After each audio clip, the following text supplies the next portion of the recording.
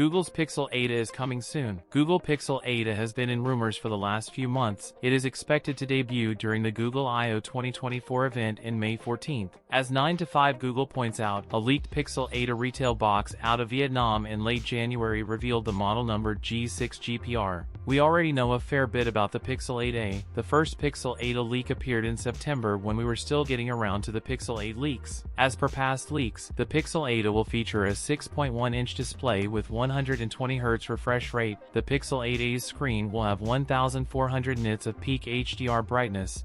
It will be powered by the Tensor G3 chipset just like the Pixel 8 and Pixel 8 Pro. It will come with 8 GB of RAM and should be available in a 256 GB storage and boots Android 14. We also expect to see it get Google's same 7-year OS upgrade promise. It managed 1,218 single-core score and a 3,175 multi-core performance. Pixel 8a may get same 64-megapixel main sensor as the Pixel 7a, 13-megapixel ultra-wide, and 13-megapixel selfie camera. It's powered by 4,500 mAh battery with 27W charging support. Finally, the Pixel 8a will launch in May, priced around $500 to $550.